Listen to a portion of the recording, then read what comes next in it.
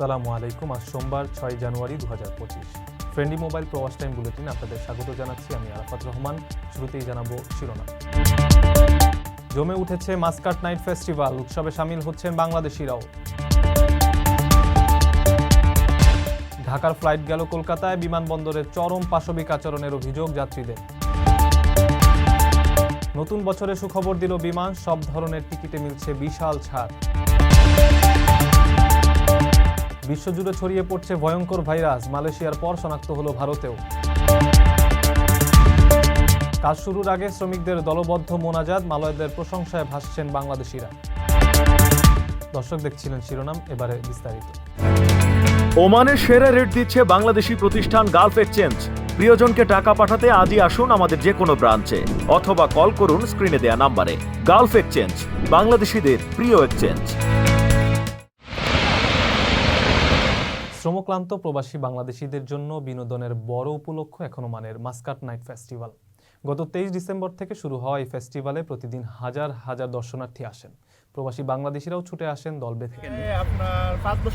পাঁচ বছর মাস্কাট নাইটের প্রতিদিনের ইভেন্টগুলো সপ্তাহের দিনগুলোতে রাত 11টা পর্যন্ত এবং সাপ্তাহিক ছুটির দিনে মধ্যরাত পর্যন্ত চলছে।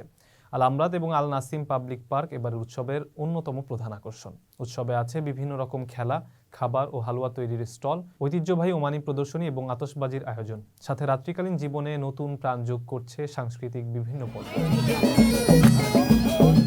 মাস্কাট নাইট ফেস্টিভ্যাল ব্যবসায়ীদের জন্য এক দারুণ সুযোগ। ফলে নিজেদের ব্যবসায়িক সুনাম ও পরিচিতি ছড়িয়ে দিতে বাংলাদেশি উদ্যোক্তারাও সামিল হচ্ছেন এখানে। আমাদের এখানে 2024-25-এ Muscat festival total Oman government 7 জায়গায় অ্যানাউন্স করছিল। তার মধ্যে দুইটাই বিগেস্ট, একটা হচ্ছে আমরাত পার্ক আর একটা হচ্ছে বারকা নাসিম পার্ক।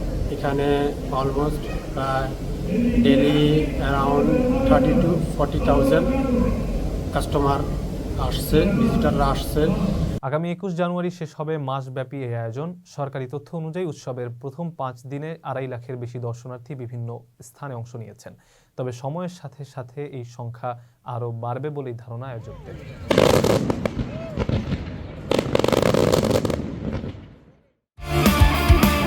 স্পোর্টসের সকল ধরনের কাস্টমাইজ আইটেম ও কোম্পানি ব্র্যান্ডিং যুক্ত পোশাক মিলছে এখন ওমানের বাংলাদেশি প্রতিষ্ঠান শারুতে।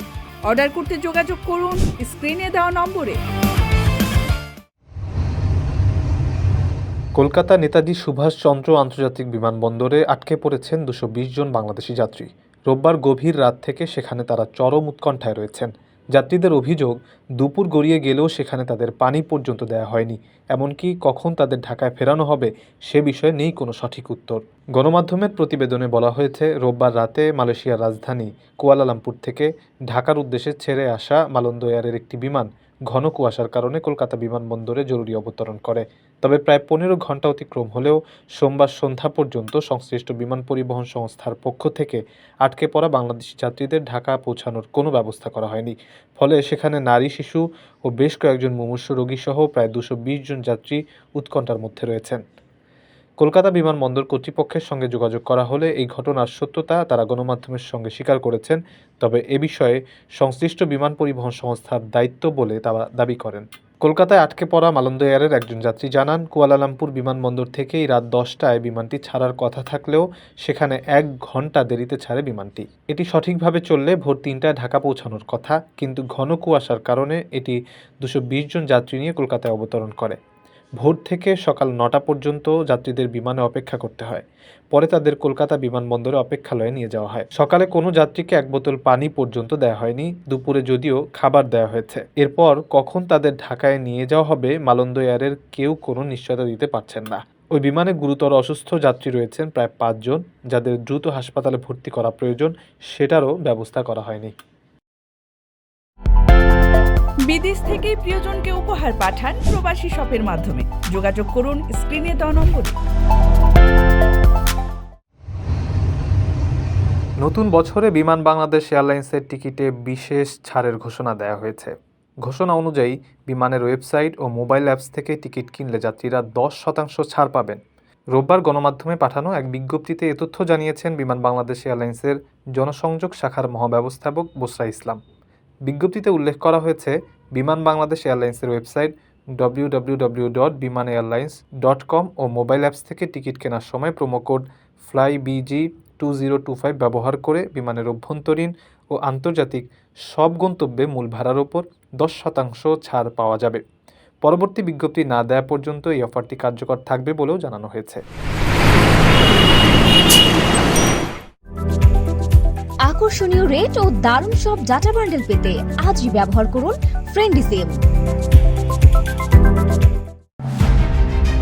2020 সালের করোনা মহামারীর পর এবার চীনে নতুন এক ভাইরাসের সংক্রমণ দেখা দিয়েছে। এতে হাসপাতালগুলোতে রোগীদের ভিড়ও বাড়ছে। ভাইরাসটি ছড়িয়ে পড়েছে মালয়েশিয়া এবং বাংলাদেশের প্রতিবেশী দেশ ভারতেও। বেঙ্গালুরুতে 3 ও 8 মাস বয়সী 2 শিশুর দেহে এই ভাইরাস শনাক্ত হয়েছে বলে সংবাদ মাধ্যম এনডিটিভির প্রতিবেদনে বলা হয়েছে। মালয়েশিয়াতেও বাড়ছে হিউম্যান মেটানিউমো ভাইরাস বা HMPV ভাইরাস আক্রান্ত রোগীর সংখ্যা।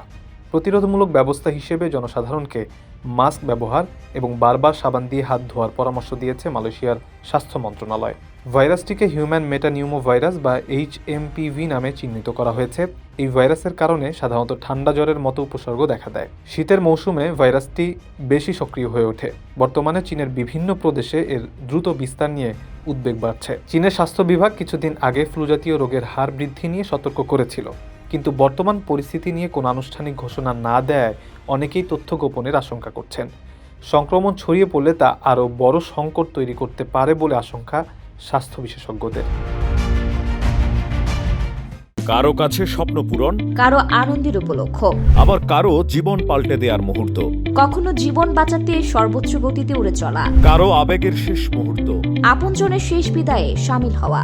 এমন সব ইচ্ছে পূরণে সর্বনিম্ন ভাড়ায় দ্রুত গতির বাহন প্রবাসীর হেলিকপ্টার। আপনার প্রয়োজনে যোগাযোগ করুন আমাদের হটলাইনে।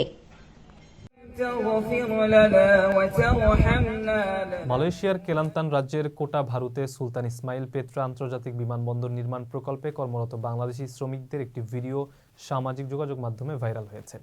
ভিডিওতে দেখা যায় তারা কাজ শুরুর আগে পবিত্র কোরআন তেলাওয়াত ও মোনাজাত করছেন। বিষয়টি প্রশংসা কুড়িয়েছে স্থানীয় মালয়দের। গত 1 জানুয়ারি কসমো অনলাইনে প্রকাশিত খবরে বলা হয়েছে, প্রকল্প পরিচালনাকারী ঠিকাদারি সংস্থা প্রতিদিন সকালে শ্রমিকদের কোরআন তেলাওয়াত ও মোনাজাতের এই রীতি অনুসরণ করতে বলেছে। ভিডিওটি দেখে নেটিজেনরা প্রশংসাসূচক মন্তব্য করেছেন। অনেকেই বলছেন, বাংলাদেশি শ্রমিকরা সাধারণত ধর্মীয় জ্ঞান ও প্রার্থনার ব্যাপারে বেশ সচেতন। এক মালয় মন্তব্য করেন, এই কারণেই আমি বাংলাদেশিদের শ্রদ্ধা করি। তারা বিদেশে কঠোর পরিশ্রম করেও সবসময় সৃষ্টিকর্তাকে স্মরণ করেন, মসজিদে নামাজ পড়তে বেশি গুরুত্ব দেন, এমনকি শুক্রবার বহু দূর থেকে হেঁটে আসেন। সামাজিক যোগাযোগ মাধ্যমে আরেক মালয়েশিয়ান লিখেছেন, ধর্মবিরতা দেখে বাংলাদেশিদের প্রতি তার সম্মান অনেক গুণ বেড়ে গেছে। এই ভিডিও বাংলাদেশি শ্রমিকদের ধর্মীয় অনুশাসনের প্রতি নিষ্ঠা এবং বিদেশে কঠোর পরিশ্রমের মধ্যেও নৈতিকতার চর্চার একটি ইতিবাচক উদাহরণ হয়ে থাকবে। দর্শক দেখছিলেন ফ্রেন্ডলি মোবাইল প্রবাস টাইম বুলেটিন। শেষ করার আগে শিরোনামগুলো জানিয়ে দিচ্ছি আরও একবার। জমে উঠেছে মাস্কাট নাইট ফেস্টিভ্যাল, উৎসবে সামিল হচ্ছেন বাংলাদেশিরাও। ঢাকার ফ্লাইট গেল কলকাতায়, বিমানবন্দরে চরম পাশবিক আচরণের অভিযোগ যাত্রীদের। নতুন বছরে সুখবর দিল বিমান, সব ধরনের টিকিটে মিলছে বিশাল ছাড়। বিশ্বজুড়ে ছড়িয়ে পড়ছে ভয়ঙ্কর ভাইরাস, মালয়েশিয়ার পর শনাক্ত হলো ভারতেও। কাজ শুরুর আগে শ্রমিকদের দলবদ্ধ মোনাজাত, মালয়দের প্রশংসায় ভাসছেন বাংলাদেশিরা। এই ছিল ফ্রেন্ডলি মোবাইল প্রবাস টাইম বুলেটিনের আজকের আয়োজন। প্রবাসের সর্বশেষ সংবাদ পেতে ভিজিট করুন www.probastime.net। সাবস্ক্রাইব করুন আমাদের ইউটিউব চ্যানেল এবং চোখ রাখুন ফেসবুক পেজে। পরবর্তী বুলেটিন দেখার আমন্ত্রণ জানিয়ে আজকের মতো বিদায় নিচ্ছি। আমি আরাফাত রহমান। সেই পর্যন্ত সবাই ভালো থাকবেন এবং নিরাপদে থাকবেন। আল্লাহ হাফেজ।